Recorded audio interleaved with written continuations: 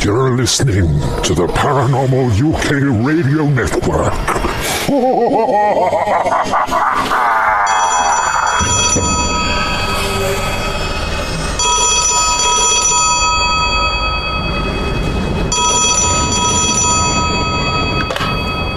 Hello? Is that the famous astronomer, Sir Patrick Moore? It is, very much so. Any news on the space front? Quite so. Elon Musk has just designed and developed 5 gigantic, state-of-the-art rocket ships. All members of Parliament, along with the American Senate, have first-class tickets aboard them, you see. They're told they're going to the moon. Told? Where exactly are they going, Sir Patrick? The new anomaly discovered recently astronomically. A huge black hole.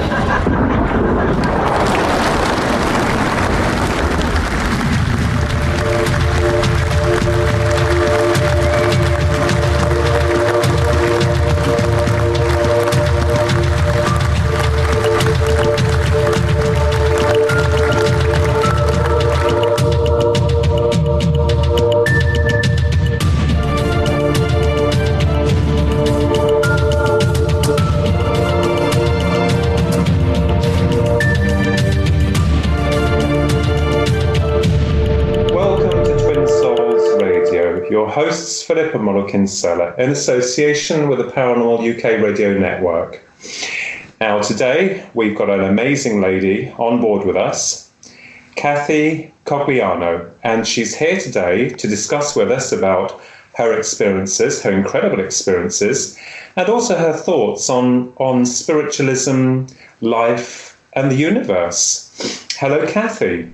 Hello, Philip and Ronnie. Hello, Kathy. Hello.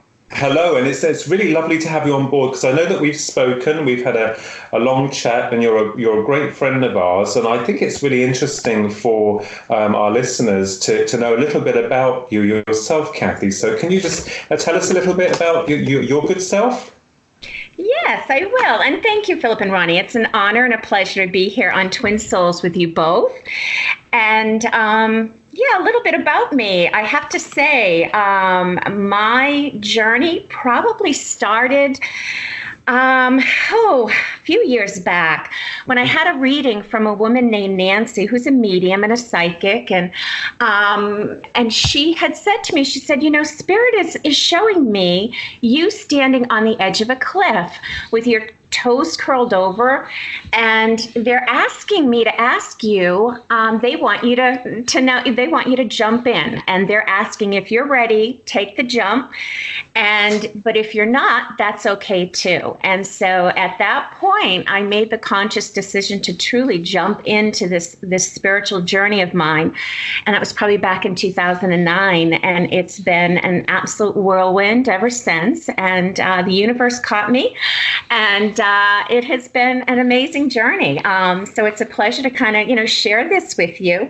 Yeah, I think it's very important because, a lot of people now are, many years ago, a few decades ago, people didn't really understand, about these subject matters. And it's really interesting to learn that, more and more people like your good self are beginning to embrace the larger part of themselves, not just as humans, but as spiritual entities. So, Kathy, when you saw this medium and she told you about this amazing information about you jumping in, you jumped in, obviously. So tell us a little bit about you jumping in, so to speak. Yeah, well, as soon as I said yes and I took that leap, I got on a fast track. I became aware of my guides that I have. I took a lot of different healing modality classes. It's just like this whole world opened up to me. And, I am a medium. And I am a psychic, clairvoyant. I have all my clairs. And, this all started to develop. I said yes to it all. I also was told that I would be doing sacred travel. And I can remember at the time when Nancy said that to me, the same medium, I said, well, how's that going to happen? I'm just me. I'm just the girl next door here having an ordinary life. Well, all of a sudden, boy, that ordinary life became extraordinary. And so I was guided to go all over the world. I ended up having incredibly beautiful people come on my path. I've traveled pretty much the world now with dear friends, William and Claire Henry, who they take groups all over the world. So I, traveled with them to Egypt, Italy, England, Spain, France. And I'm guided to go to these sacred sites and where I just have incredible experiences. I experience visions of, the sacred sites, as they looked eons ago. For example, in Egypt, the pyramids. It's extraordinary.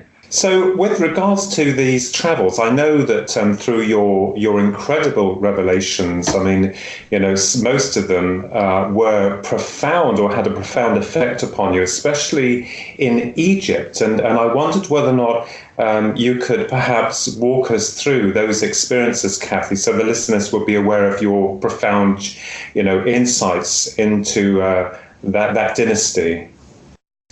Yes. Probably the most profound experience was when our group was going into the Great Pyramid. And I had brought with me part of my healing modalities. I do have Egyptian healing rods that are called the Wands of Horus. And I was guided to bring those with me to Egypt so they could be energized in the Great Pyramid. And our group approached, we were told we could bring some, sacred items of ours into the pyramid. And I brought my healing rods, and only to get to the entrance and have them confiscated by the guards because they thought, I would use them possibly to defile the pyramid walls or something. They've had problems with that in the past. So I got very upset, and our guide, Emil, had to step in, and a lot of arguing back and forth. I went up into the Great Pyramid, up into the King's Chamber, and he followed behind me. I was very upset in tears because I don't have my healing rods. And he said, Kathy, I have your rods. They're in my pocket, so they won't let you take them, but I have them. So my rods came into the Great Pyramid with me. And within the Great Pyramid, up in the King's Chamber, you climb up a very rickety kind of wooden ladder, so to say, up into that chamber. And there's a giant sarcophagus there on the far end of the wall. And so each one of us had a very sacred experience going in, laying down in the sarcophagus. And it was very interesting because I kind of was guided. My guides were saying to me, you need to go last. So I approached William and Claire, and I asked if I could be the last one to go in. And they said, sure.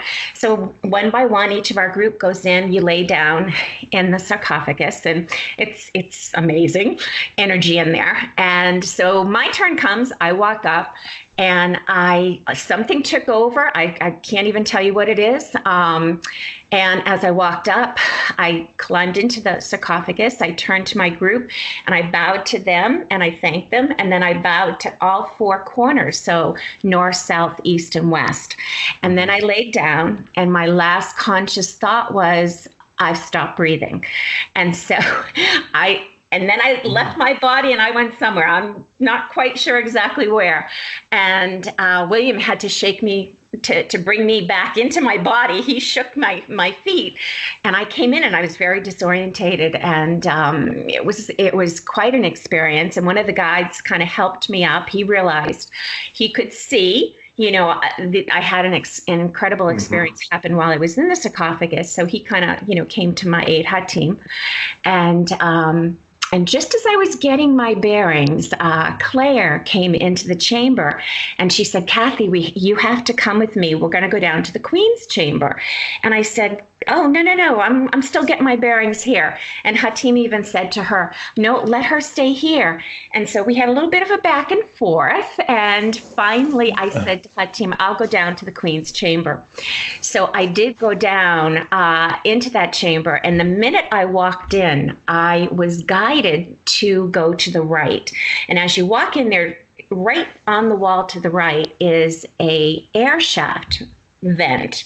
It's ancient. It's original to the pyramids. Air shaft carved, and it's pretty much about my height. So, and I'm 5'3". So I walk over to this air vent, and I'm totally being guided. I don't even know what's going on, but I'm following. So I go and I put my face into the vent, and I thought, oh gosh, why am I doing this? But I didn't question it after that. I did. I put my face in the vent, and my face pretty much filled the whole vent. The vent's probably 8 by 10 maybe. Mm-hmm. So as I'm standing there, I could see down the shaft. It was very dusty, very dark. And as I'm looking and I'm thinking to myself, why am I doing this? When all of a sudden, way down the shaft, I see this beautiful red pinkish light appear. And it appeared as an archway, so almost like an arched window effect. And it comes up, and I can see it clear as day, arched pink window. And I thought, what is going on here? And I'm kind of trying to debunk it. I'm blinking, I'm looking away, I look back in, and it's there. And so as I'm staring into this beautiful pink arched shape at the end of the shaft, all of a sudden, something comes up into the window effect, and it starts off, it's like the top of a head. I could see the top of a head, and I'm thinking, what is going on? And the being was, he was kind of like a very light blue-green color, beautiful color. And I'm thinking, what is going on? So as I'm watching, he comes up and fills the entire space. So I see his head. His head is very unusual because it was oval, unlike you would picture, say, and I can remember thinking this distinctly. So he doesn't have the shaped head like you would see in a gray, mm-hmm. but he's got an oval, egg-shaped head, and he's got little ears on the ends, and I see big eyes. I don't remember noticing a nose per se or a mouth, but as soon as he fills the whole space, he's got the bigger head, he's got a very slim neck, he's got slim shoulders, so he's showing himself to me from like mid-chest up. And as I stood there, I thought, this is so remarkable. And I had no fear. And I thought, what is going on here? So I continued to see him, and this feeling of absolute love just poured over me, coming from this being. And I thought, whoa. And he starts talking to me telepathically. And he said how he kind of was, saying how he's so glad that he felt he could show himself to me, because mm-hmm. at this point I don't have any fear.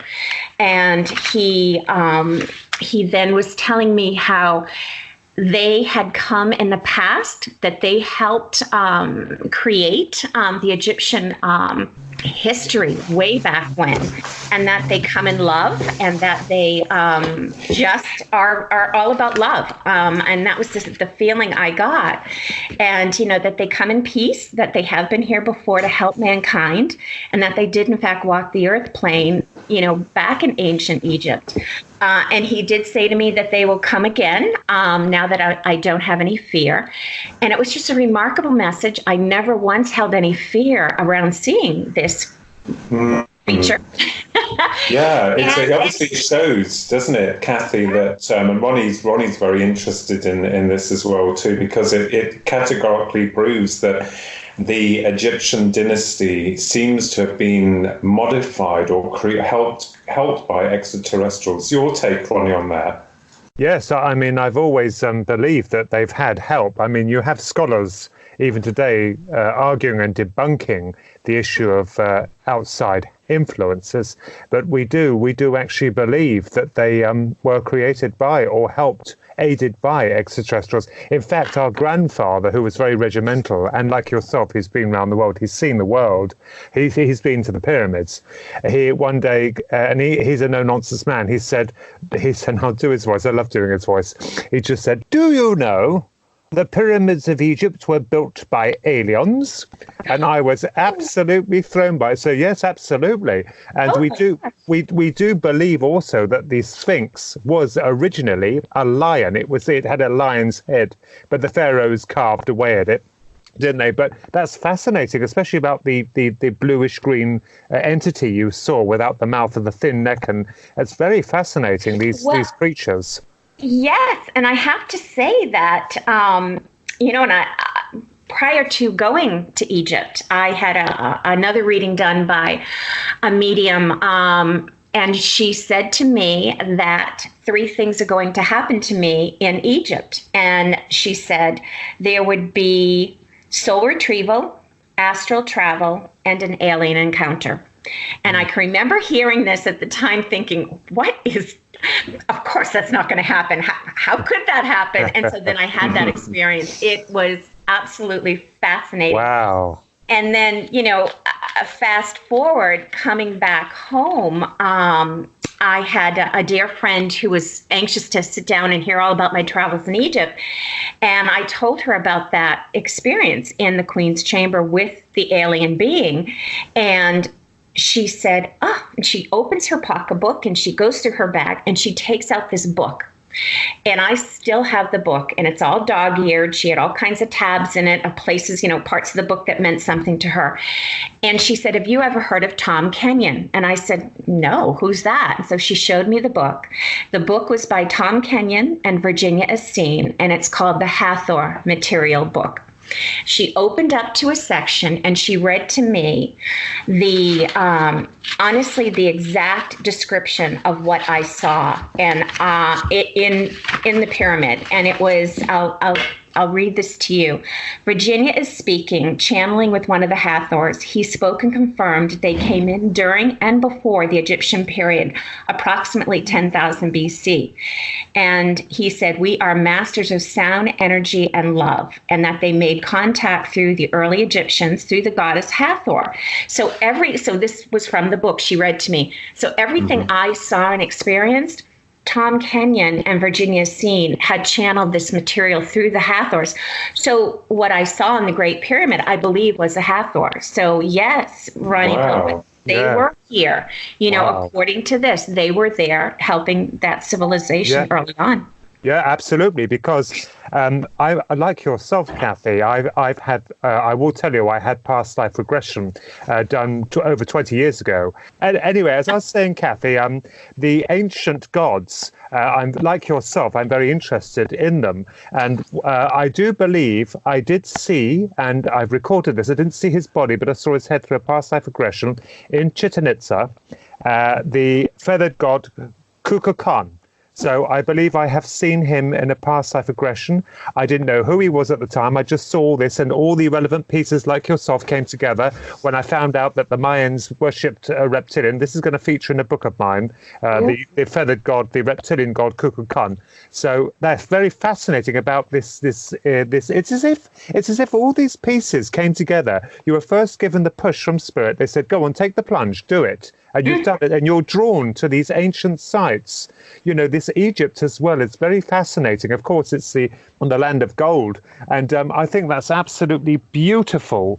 That what you've explained, especially very interesting about the extraterrestrials themselves, because when my grandfather said that, "Do you know it was built by aliens?" Because he's so practical, he was in the war for God's sake, and all that. It completely astonished us. But this is amazing, especially the name you've given to them, these extraterrestrials in relation to the god, the Egyptian god.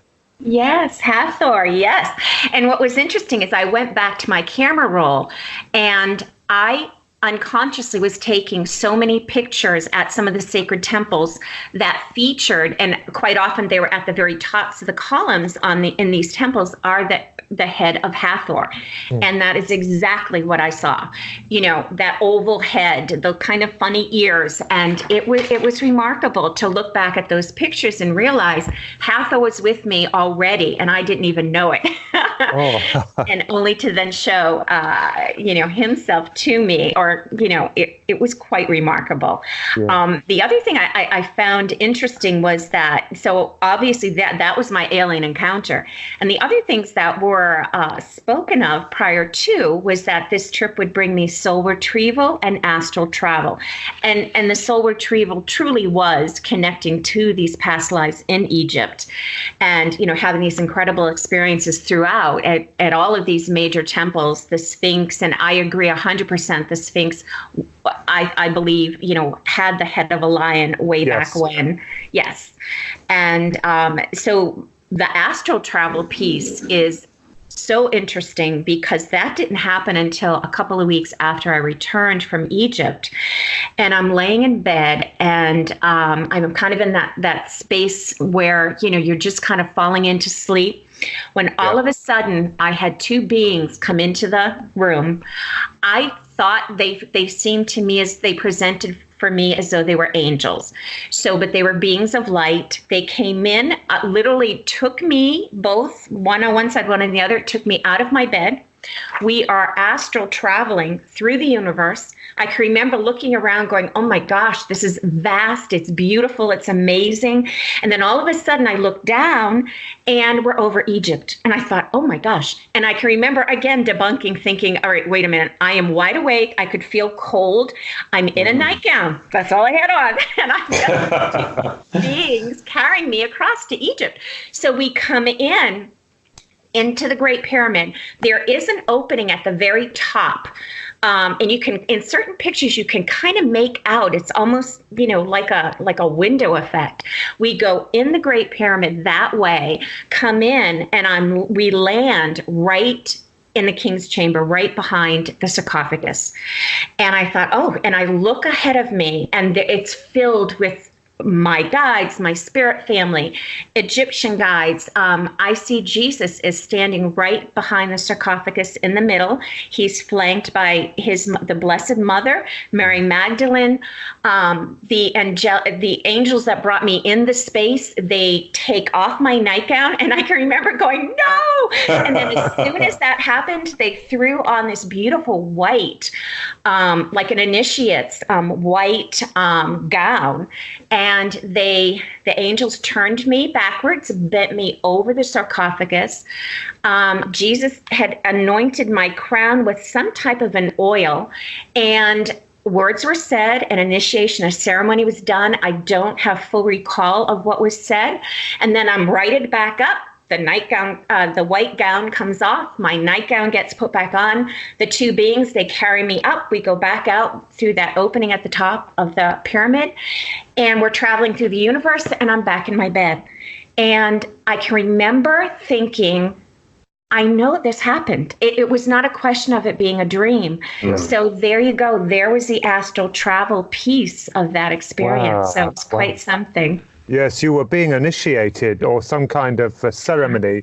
It's that you were drawn. They wanted you back in. I get the feeling when you're telling us, when you're recounting your wonderful experiences, that I get the feeling that you were meant to go more to the king's chamber. Although in the queen's chamber you saw the alien, but in the king's chamber you were more drawn to it. It's as if when you went there, first of all, you weren't allowed first your equipment, but they got it in, and then after that, it wasn't finished. They wanted to draw you back, albeit spiritually. You were taken back there. Yes. That's quite fascinating. I've got this feeling it's not finished yet. Mm-hmm. There's an element still. I don't know why. I've got this feeling that there's an element still left undone. I reckon you're going to go back there one last time before you'll find out what this all means when you're taken back there. But I think that's absolutely beautiful. I mean, we do know that the pyramids are incredible structures, just as the same at Chichen Itza. They're absolutely amazing, the architecture. As I said, as Grandad, when he did say that to us, I well believed him, because they've come up with all this theory of them floating the bricks next down the now. They could have done it one at a time, but they would have been central. But they completely poo-pooed it and said, no, basically they just couldn't do it. They couldn't do it. It's sound. You mentioned sound. Sound. Sound's a big piece. Yeah, vibration, levitation. Yep. Yeah, I know where you were going with that, Kathy. Sounds fascinating, doesn't it, Philip? It's amazing, isn't it? Yes, I'm interested to hear more about Kathy's experiences. So I'm kind of like, I think, it's an amazing what's happened to you, Kathy, because I think that individually it's really unique when you hear another person's experiences. I think that is very important because what we're seeing here is some kind of revelation, soul revelation, cosmic revelation. Yeah. So, when you had this initiation and you were taken back to the king's chamber, very interestingly linked with Egypt, what happened? Because I know that there's something else that happened. What happened after that? What the other experiences that you had, Kathy? Yes, I think one thing that was very interesting is that same friend of mine, Linda, who's now, she's passed. I do feel her around me. She's a beautiful soul. And she had said to me, she also would channel, and there were days we'd get together, and she said, I'm feeling the need to do a channel for you. And I said, okay, great. And the last channel she did for me, surprisingly enough, was right after I got back from Egypt. And this voice is coming through her. We're sitting in my courtyard, and I'm clearly not speaking to Linda, and I'm getting this beautiful message. I'm not sure who from. And so I stopped and I looked and I said, who am I talking to? Who's giving me this message? Because it was all about, they were right spot on with things about my life, children, and all this. And then Linda's face looked at me, and this beautiful, sweet smile comes on her face. And she nods to me, and this voice says, why, I'm your higher self. And I thought, oh, boy, that's something. So then my higher self went on to tell me that I have my own personal spaceship that is always above me, and that I do travel to and from it. Right now, they're not allowing me to remember this traveling and going to this ship because they fear, they sensed I still have some fear around the experience. But that confirmed that, yes, I do have my own spaceship. I do come and go. And at some point, I'll be allowed to remember all of this. But I wasn't ready. And so that, again, came from my dear friend Linda. And I thought that was such an incredible message. I remembered it. Yeah, I remembered a time myself where I'm absolutely convinced I astral traveled, and I found myself, of all things, in a space shuttle, and there was a pilot with me. But with this space shuttle, you could see under the base of it, so you could see that we were very high up. I remembered I was so shocked, and that the pilot next to me told me that I had to strap in. And when we started to move up, I could see that there was the moon. That I could see the moon. And I kept thinking, why are there two moons? But what really got me was the buildings that we were going close to. So we were leaving, obviously, the Earth's orbit, and I could see these two moons, and we were going towards one of these moons, but the buildings were incredible. And I remember the pilot saying, we can't go too far, because if we go too far, then we're going to lose you. So I understood that there could have been probably some type of soul detachment, or that the soul would break away from its entry point to the physical body. So yes, I understand about that, and I'll never forget that experience because it was so overwhelming, and also it changes you and the feelings that come with it. So that's incredible. I just want to ask Kathy, have you ever considered the fact that you may well have been one of these extraterrestrials? You were drawn back to the building you helped construct, and because when we had a reading 20 odd years ago, Pearl said to Philip that the Greys, he's associated with them. So I'm just wondering if it's possible you could have possibly been part of these people's civilization. The reason why you're drawn back there is perhaps you helped build it as they have done, and one of them was coming back ethereally to show you the connection. It's something you might like to consider. I do consider it. I believe it. Yes, I've had many Egyptian past lives. I've been told by numerous people I'm a very ancient soul. So I've been around a while, I guess. I believe it. Yes, absolutely. I do. I must say that the initiation is fascinating because I'm like you and everyone else. Many years ago, I would have poo-pooed it until I think it takes something to trigger it. When I had the past life regression, especially with Kukulkan Khan, when I saw him, I believe it was him in Chichen Itza, which I'm going into now in a book I'm working on.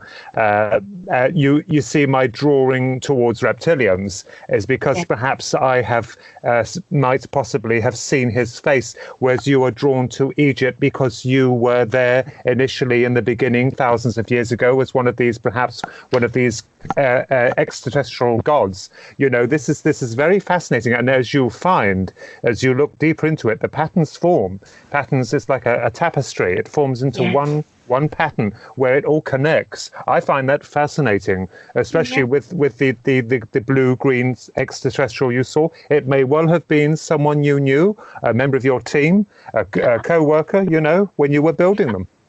Oh, that is so fascinating. I'm on board with it all. I do sense that, well, I do know I have had past lives in Egypt, and I believe it. Thank you. I think that's brilliant coming together.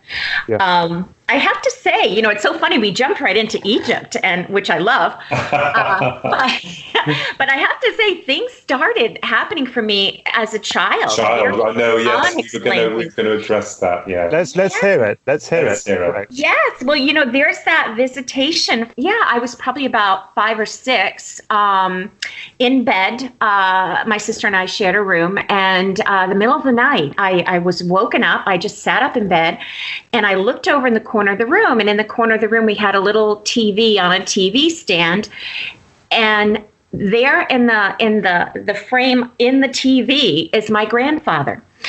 From, again, very similar to the way the alien presented himself, from like the mid chest up, he's totally filled the screen. My grandfather, and he's talking to me, and I thought, oh, it scared me. I dove under my covers, and I thought, oh my gosh, well, I must have fallen asleep.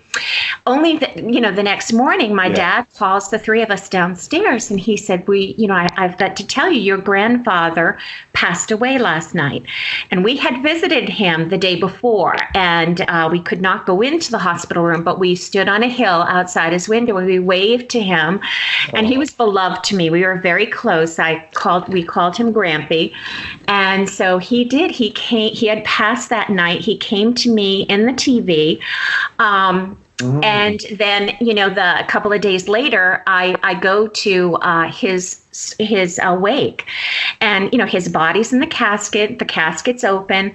I'll never forget. I walk in with my dad, and I stopped and I looked, and my sister tells this part of the story because I don't recall this, that I got very upset, and I was screaming, saying, Grampy's not dead. He's not dead. I saw him. He came to me. He talked to me. He's not dead.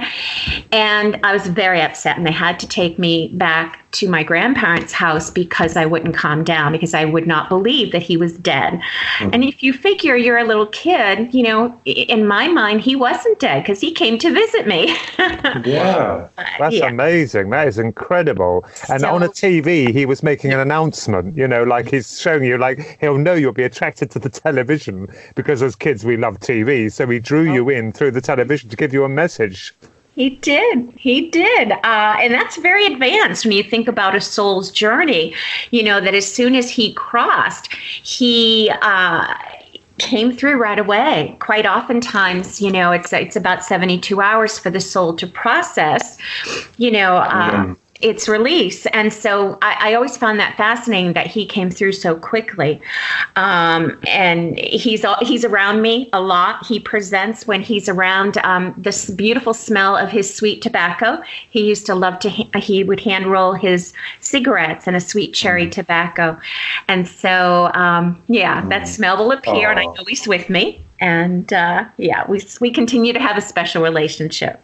It's quite poetic, really. It's beautiful. Yeah, I miss him, but I know he's around, and he visits. Yeah. And then, I have to share with you, we've talked a bit about this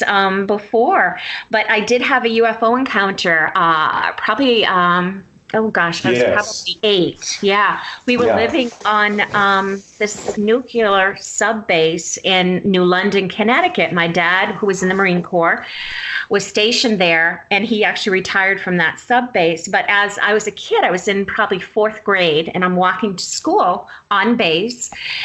And I look up, and ahead of me, floating, just hovering above, probably maybe not even a half a mile in front of me, is this huge craft. And it was truly like a cigarette shape, and it was bright silver. And I can remember even as a kid noting the way the sun was bouncing off the silver of the ship, and it had like dark ends to it. And I can remember thinking to myself, there's no sound. I remember noting that, and I thought, whoa. And I stood there for a good minute or so watching this craft. And then all of a sudden, I just had this sense like, okay, I don't know what's going on here. So I started running to school. And as soon as I started running, and that was heading towards the craft because the school was beyond where the craft was, it disappeared. It just disappeared. Wow. And no one was around me. I can remember noting that as well. I was by myself. And I never said anything to anybody that I saw that. So I did not go running home and say, guess what I saw? I never said a word about seeing that craft. So I always found that to be kind of interesting. Yes. But children won't, because I think when I was a kid and I had some experiences, you're very cautious of who you tell. I mean, certainly in your time, in our time as well, the 70s and in the late 70s, you couldn't talk about it to many people. I mean, you had to be very careful. But that's amazing, the cigar-shaped ship. Well, they normally seen around nuclear facilities and military bases. They're classic for that. Yes. Yep. I realize that now that was by no happen chance. And that there, in that area of Connecticut, and because of that base, there is a lot of sightings throughout the years, I guess, looking back at it. They have quite a lot of sightings. So, Kathy, this is incredible because, on a personal level, with regards to your good self, really the picture I get, the feeling that I get is that you really have had some incredible experiences, and they are not the only ones, are they, Kathy? No, let me share one with you. Please. Because I truly would love for you to help me to unpack this, because I honestly, to this day, am not quite sure what happened. I was in my home, sitting up in my office. I had been on the phone with a friend, and all of a sudden he said, I've got to hang up. We're in the middle of a family crisis. And I said, oh gosh, okay. And so hang up the phone call. As soon as I hung up the phone, without even thinking, it was so bizarre, I wrote down 3 words: male cousin suicide. And I thought, oh gosh, where is that coming from? So I put down the pen, and as I sat there, this beam of light came from the roof of my house, through the roof of the house. It was a large size beam, because I could clearly see it, comes over my right shoulder, and it strikes my desk. And sitting on the desk, I had what would be called a butterfly paperclip. And it's interesting because in retrospect, it literally looks like a series of 3 pyramids connected, and it's metal, and it was big. It was probably about 2 or 3 inches big. So the beam of light hits the paperclip. It sparks it, a physical sound sparks it, and then it sparked the entire shape of the paperclip. And when it got to the other end, there was a huge pop sound, and all of the sizzling stopped. And I sat there and I thought, oh my gosh, okay, something pretty incredible just happened, but I had no fear. But yet I sat there and I thought, what just happened? And then the phone rang, and I picked up the phone. It was that friend. And he said to me, and I said, is everything okay? And he said to me, my cousin John just shot himself at his mother's house. Oh, God. So there's the male cousin suicide. Yeah. So I don't know if I can connect the beam of light to that episode or what, but I mean, this beam of light came from outside of the home, came through the ceiling and sparked. I mean, I heard the physical sound of it hitting the paper clip, and then when it was done. So I'd welcome your... Yeah, well, I think, Kathy, normally butterflies are normally a sign, one of the big signs really, to tell loved ones that they're around, or these signs, because a lot of people do report butterflies. Right. Not only are they very spiritual, but they also are connected as signs to tell to tell you that they're okay, because they come in sometimes very strangely. And the spark and the light, I believe that at that point it was probably needed by you as the instrument to tune in, or those on the other side wanted you to see you, to go through this experience with the beam of light and a popping sound, which is electric. And I know sometimes that, energy, or those on the other side, resonate at higher frequencies, and they're able to affect electrical items very, very easily. So I think and feel that through that desperation, when you've just been on the phone to someone, he on the other side was trying to let you know that he'd crossed over. I know that people have hang-ups about suicides, but my take is that we all pass over, no matter if someone wants to finish their life contract or not. To my mind, we all cross over. Yeah. So I reckon that they were trying to give you, because you were an instrument who was open and aware, that you would understand. That's why I think you had that. The beam of light was to show you directly. I mean, I don't know, but it's certainly a puzzle to ponder over, and also the dear chap. I mean, you say he committed suicide. He must have been very, very poorly, mentally, very sick. We have to give our thoughts and our compassion to people like that, because they're in a terrible, terrible way. So I'm sorry to hear about that. But as for the light, I don't know. I'm not sure what that is. But that's amazing that you picked out those 3 words and wrote them down, and then it happened. It was. They were using Kathy as the instrument. They were using Kathy as the container to bring the information and the message through, so that Kathy was aware what had happened, and also to affirm to her that he was fine, that he'd crossed over. And that's the feeling I get. Oh, thank you for that. That feels right to me. Because I did go into, prayer for his soul, after that happened. And, it's interesting because that kind of segues to another experience I had. Go ahead. This is why you're here, Kathy, bless you. Yes. I call this Shirley and the Haunted Hutch experience. I was in my home. I was in the kitchen sitting with my PC on my countertop. And I had just hung up the phone. I was speaking to a dear friend, and she was telling me how her mother-in-law had passed, and her name was Shirley, and that she had Alzheimer's, and she was very confused at the very end there, and would often cry and just be very confused. Yeah, so it was sad. So, I'm hearing this about Shirley, and so, we hung up the phone call, and, as I'm sitting at my PC, the house is quiet. All of a sudden, I hear from the dining room this sound of like somebody trying to open a door. And I thought, what is that sound? And my hutch that's in the dining room, the door is very, very hard to open. And I realized that's the sound of somebody trying to open the hutch. So I get up, I walk into the dining room, and that hutch door had been opened. And as it opened, everything inside jangled because of the fierceness of whoever was trying to open that hutch. So there I walk in, there's the hutch door wide open. And I thought, oh my gosh. And I instantly knew it was Shirley. I just knew Shirley. I felt came through the phone line, could sense that I could see her and speak to her. And I stood in the middle of the dining room, and I spoke to her very calmly. And I said, prayers with her. And I just, was trying to calm her down and saying, it's okay. But Shirley, what's not okay is you can't scare me. I don't welcome that. So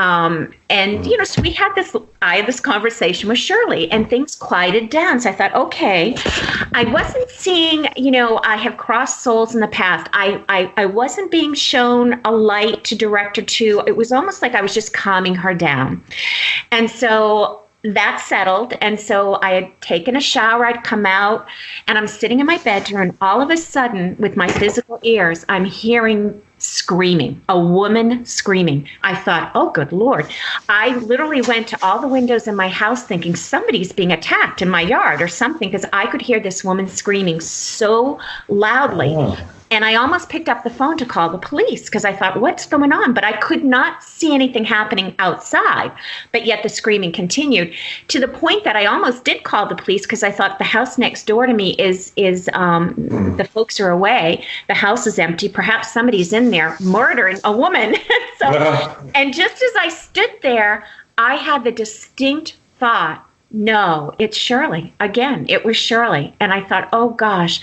So I sat down and again, I calmed Shirley down.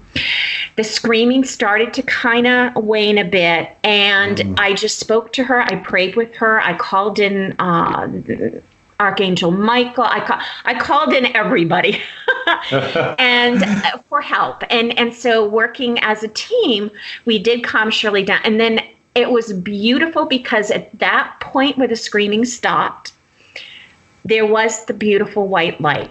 It infused my room. Shirley, I could see her. I was being shown her. She had calmed down, and we just guided her to the light. I just walked her go through the light, and I could see her spirit family coming forward to greet her.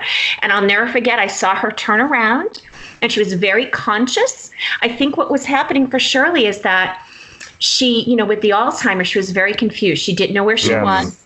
She was caught between worlds and hadn't crossed. And so she did. She crossed beautifully. And I'll never forget that. And then it's ironic because my mother also had Alzheimer's. So I do know that confusion.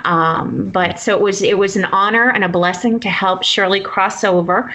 But yes, Alzheimer's, it does create a confusion for some folks as they cross and pass.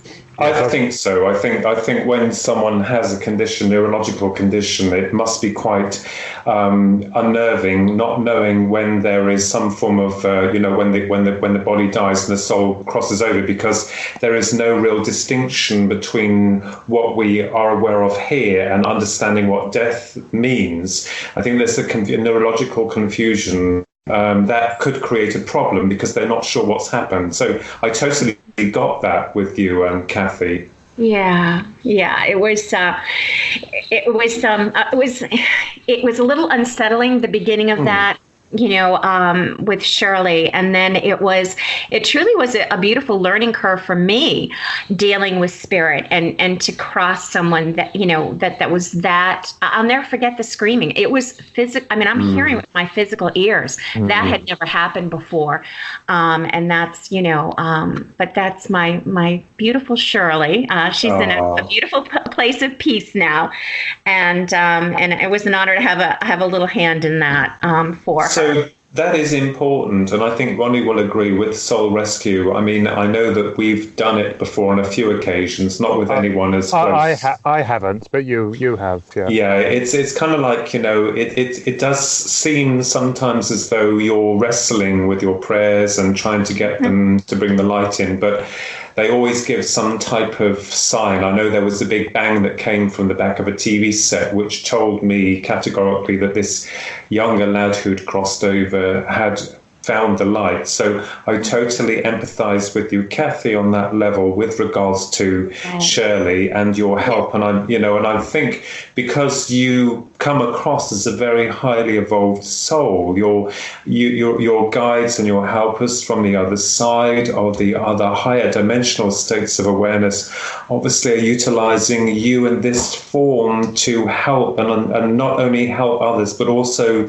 to bring this self-realization back within your current form of where you are today. So I felt compelled to say that. I don't know why, but it feels important for me to state to you that they are very much aware that you within this life, in this instrument, are remarkable and very powerful with the work that you're doing to help other people. And I also feel that, the world is a very cruel place that a lot of people can mock and scorn, but they don't understand unless you've had that deep and very rich, meaningful spiritual experience. Yes, thank you. Yes, I feel that very deeply. Thank you. Those words feel so true to me. Yeah, and it's like, I remembered also, I don't mean to jump here, Kathy, but you also said about the spheres of light, like you saw the spheres of light. And these am I right and correct in thinking that this was in Egypt where you saw the spheres of light? I see them all the time. I see. Yes, the white light, and then I see a beautiful blue light. They flash around me all the time. I believe the blue light I call it the God light. The white lights I call are the angelic realm lights. So for me, that's the angelic realm letting me know they're with me. Yeah. Are you writing a book about this, Kathy? Are you going to document this? I am. I'm documenting all of these incredible experiences. Wow, that's great. I'm writing. So again, being kind of pushed, all the guides are, kind of get to it. I think it's important you make a record so that other people can see or read what you've experienced to share in, which are very intriguing and very fascinating. I mean, as I said, myself, I never believed any of it 25 years ago, but certain things happened that pulled me onto the path of not only the aliens but also the spirituals. I think it's quite a wonderful thing with your granddad. That seems to me like that's quite beautiful how he showed himself on the television. He wanted to show himself to you, and I could understand completely when you said he's not dead. It must have been very harrowing for you. And we talk about it tongue-in-cheek today, but it must have been very harrowing for you to have seen that and then found out that he's passed. And, I could understand you being extremely upset. I mean, it's your granddad, isn't it? Exactly. Grampy. He's sweet. So I consider myself blessed that I can see and communicate with spirit and that he does come to visit. So I love those visits. Can I share another unexplained encounter? Please do. Yikes! Yeah. I need your help to unpack this one. We'll try. I was I'm laying in bed and I'm in that kind of sweet place of asleep but a little aware. And all of a sudden, I hear again with my physical ears this most beautiful harp music. And I thought, oh my gosh, it's almost as though it's like a heavenly sound. It was just a harp. And I can remember opening my eyes, looking at the TV, thinking, well, I know the TV's not on. So where's this music coming from? And at that moment, I realized I'm levitated in the bed. I'm laying flat, but I'm levitated. I'm surrounded in this beautiful, stunning light. And I feel as though something's attached to my head. Like there was this, like almost like it felt like a tubing or something attached. So coming through the headboard of my bed and coming into the crown of my head, and it's shooting this incredible energy through my body to the point that it's making me shake. And I can remember going, please stop, it's too much. And as that happens, I had the dog was curled up in the bed. She was still kind of quiet. She's not making any noise, but yet I'm having this incredible experience. I'm going, what is going on here? And I was barely able to hang on to this vibration of this energy going through my body. And then there was also, too, the paralysis. So there was the sleep paralysis. So I'm just kind of levitated there having this experience when all of a sudden I caught this glimpse of something to my right side by the window. And all of a sudden at that point, I'm able to turn my head and I looked at the window, and what came through the little pane of glass in the window was this leprechaun. And I'll never forget him as long as I live. So distinct. He had red hair, red beard. He was probably maybe 4 inches high. He had on striped overalls, a striped shirt. He jumps in the room and physically jumps in the room. I'm seeing him in 3D. The dog starts to freak out. And all of a sudden, then I'm down. I'm no longer levitated. Everything that was going on for me at that moment stopped. The music stopped, all of it. And this little guy jumped in the room. He runs through the bedroom, runs out into the hallway. The dog jumps off the bed. She goes after him. And I'm left sitting there going, what is going on here? What just happened? Yeah. And now I see a leprechaun. So to this day, I marvel at that experience.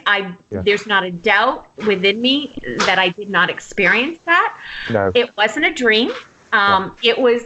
So I would love your thoughts on that. I will say, I will actually say myself that is a very common incident, because people have seen leprechauns, they've seen fairies, they see Bigfoot.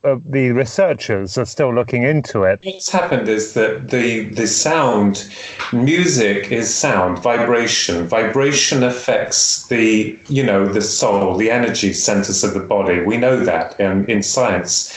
Vibration and energy is very important, and vibration and energy can create life depending on what frequency it's on. Now, what's happened, I think, Kathy, is that you were being brought into a field frequency where those angelic beings wanted to tune you in. And I believe that perhaps they were using quite a lot of energy, and this may have opened up a window, because sometimes when people have either a UFO encounter or an encounter with an angel, there is always some window left open or some residue to let something else through, i.e. in UFOs, you sometimes get poltergeist activity and that type of thing that's left as some type of residue or seeping through. So I believe that when these oscillations or vibrations are affecting you on a spiritual level, it can also open up doors for other things. I think because it was so powerful and strong and you felt uncomfortable, they'd obviously taken it to the extreme. And the leprechaun, he's I'm just looking here, is they usually depicted as little bearded men wearing a coat and hat who partake in mischief. They're solitary creatures who spend their time making and mending shoes and have a hidden pot of gold at the end of the rainbow. If captured by a human, they often grant 3 wishes in exchange for their freedom. This is only going by Wikipedia, so it's quite fascinating. I'm also interested in the folklore and what people see. No, that's not bizarre, because they have been seen by many people, Kathy, and people have seen demons and things like that. So it's very strange. I don't know why you saw that. It's the leprechaun is said to be a solitary creature whose principal occupation is making and mending shoes, and who enjoys practical jokes. So he is a fairy of a type, an Irish fairy. So, interesting. Well, I think it was kind of a confirmation for me to have the dog see it. The dog saw it. I mean, she was, she was after him like a shot. Yeah. And he ran. It was a riot. I think it's fascinating. I think it's interesting. And I don't think it would have harmed you. I think it's obviously designed to get your attention, to prove to you that what's happening to you is real, and it's not something that you could later relax and feel to yourself that this didn't really happen. I think they're trying to give you affirmations to prove that they are happening. They wouldn't send a bunny rabbit or a cuddly bear, because your mind would automatically know that they are the norm. They send something completely unnormal to freak you out. Yes, it's a confirmation, isn't it? It's something telling you that what you're seeing is supernatural. It's not conjured. It's not something that's mistaken. It's purely supernatural. I think it's fascinating. Yes, and and there also, there's been spontaneous materializations happen for me. Things just appear in air. Also, teleportation of objects. I'll share a story that truly was absolutely a magical experience. I was at our local farmers market, and I, had a bag that was kind of open on my shoulder, and I'm kind of leaning over to buy a fresh bouquet of flowers, when this woman, a young girl, I should say, young lady, she slammed into me. And I can remember, and she's like, "Oh, sorry." And I can remember looking at her and thinking, "Oh my gosh, this girl doesn't almost look like she belongs here." She had very dark goth style makeup on. She was dressed, kind of overdressed, bleached hair. And I thought, oh gosh. And so I looked at her and she said, "Oh, sorry. And she runs off. And I thought, oh goodness, what just happened there? And her energy felt very kind of funny. It just was some very harsh energy. And so, I go to pay for my flowers, and I realized I did not have my wallet. I thought, oh goodness, this girl probably just did the bumped into me, took my wallet out of my bag. It's like I had a true knowing that that's what happened. I just like, oh gosh. So I'm in a panic now. You know what it would be like if you lost your wallet. Your whole life is in that wallet. Yeah. And so I panic and I'm thinking, okay, all right. Maybe it's in the car. Maybe it had fallen out in the car. So I go running back to my car and I'm praying. I am praying. I'm calling in all my guides, all my help, the angels, everybody. I was like, please help me, please. So I go back to the car and I looked in the window and there was the wallet, but the wallet was placed so perfectly on my center console. Mm-hmm. So if the wallet had fallen out of my pocketbook, let's just say as I was driving, it would have fallen on the floor, it would have fallen on the seat. But yet on my drive there was nothing that would have jarred my pocketbook to have lost the wallet. So, but it was placed there so perfectly. And I can remember looking in and then opening the door and getting this incredible feeling of gratitude. I thanked everybody because I intuitively knew that wallet had been returned to me. Yeah, it had. I was going to say, you wouldn't leave it on the dashboard, would you, for everyone to see? No one does that. Nope. And so I had then, after that, I got in the car. I was due to go to a Kundalini yoga class by this lovely lady, Linda. And as I walked in the door, she looked at me like, oh my, and I said, well, what's the matter? And I tell her my story. And then she is even more big eyed and she's looking like beyond and behind me. And I'm like, what's going on? What do you see? And she can see, she can communicate.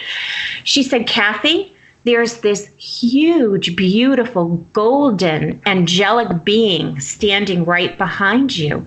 And I said, oh, and she said, it's communicating to me. It wants me to tell you that they, in fact, had taken that wallet from that young girl who didn't have to feel it, returned it to me. But what that beautiful angel being wanted me to know was that I was meant to have that encounter with that young woman. And this angel told me that I am to pray for her because she's in a very dark place. Mm-hmm. She stole the wallet out of need. And that the lesson in this for me is that now I need to pray for her soul. And that was like a karmic connection that happened between the two of us, and that I'm to now help her, even though she may not know it, to send prayers to her and help her because she's in a very dark place. Yeah. So wow. Yeah, that's fascinating. That's brilliant. That's wonderful. That's it's very sad when people are in that position. Just to pray to straighten her life out and get herself sorted. Well, I've got to say, Kathy and Ronnie, would you believe that hour is almost up and we're coming to the end of the show? And I've got to thank you, Kathy, firstly for, enriching our listeners with your wonderful experiences. And also, we'd like to have you back on the show again because, there's so much more that we need to discuss and catch up. But first of all, Kathy, how are people able to get hold of you? How can they get hold of you? Probably via email would be the best. And that email address is adornedbykathy@gmail.com. So it's adornedbykathy@gmail.com. Wonderful. And we really want to thank you, Kathy, for coming on board. It's been a wonderful show. I've been gripped literally by the experiences and also I think the knowledge that you've shared with a lot of the listeners tonight. So I'd say thank you very much, Kathy. And Ronnie? Thank you. Welcome. Ronnie. This was a true honor and pleasure to spend this time with you. Bless you. I think it's been fascinating. I love talking about personal experiences. I think it's absolutely wonderful because people love to hear the stories and the experiences of others. I think that's wonderful. And yours have been absolutely amazing. I agree. Okay. Oh, thank you. Well, thank you for allowing me this time to share a little bit of my story.